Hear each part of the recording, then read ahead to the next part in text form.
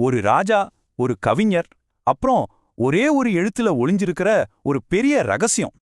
ஒரு எழுத்துல உலகத்தோட ரகசியமா? முடியுமா? வாங்க இந்த கதையில என்ன இருக்குன்னு பார்க்கலாம். நம்ம கதை ரொம்ப வருஷத்துக்கு முன்னாடி நடக்குது. இளங்கோன்னு ஒரு நல்ல ராஜா இருந்தாரு. ஒரு நாள் அந்த ராஜா தன் புலவர்கிட்ட ஒரு கேள்வி கேட்டாரு. இந்த உலகத்திலேயே ரொம்ப முக்கியமானது எது? அதுக்கு அந்த புலவர் சிரிச்சுக்கிட்டே சொன்னாரு, ராஜா, பதில் நாளைக்கு கிடைக்கும்னு. அடுத்த நாள் அந்த புலவர் நேரா பள்ளிக்கூடத்துக்கு போனாரு. அங்க அவர் பெருசா ஒரே ஒரு எழுத்த மட்டும் எழுதினாரு. அது ஆ. அப்புறம் குழந்தைங்கள்ட்ட கேட்டாரு, இந்த அ இல்லாம வேற ஏதாவது எழுத்த நம்பால சொல்ல முடியுமா? குழந்தைங்க ரொம்ப முயற்சி செஞ்சாங்க, ஆனா முடியல. எல்லா எழுத்துக்கும் ஆ தான் மூலம். இந்த சின்ன விஷயம்தான் ஒரு பெரிய உண்மைய புரிய வச்சது. அப்பதான் புலவர் அந்த முதல் திருக்குறளை சொன்னாரு. எப்படி எழுத்துக்கெல்லாம் ஆதான் முதலோ அதே மாதிரி இந்த உலகத்துக்கு கடவுள்தான் முதல்.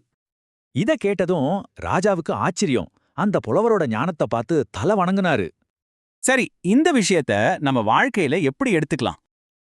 எந்த ஒரு வேலையை ஆரம்பிக்கும் போதும் நல்ல எண்ணத்தோடையும் நன்றியோடையும் ஆரம்பிக்கணும். இதுதான் முதல் திருக்குறள் சொல்ற ரொம்ப எளிமையான ஆனா ஆழமான ஒரு உண்மை.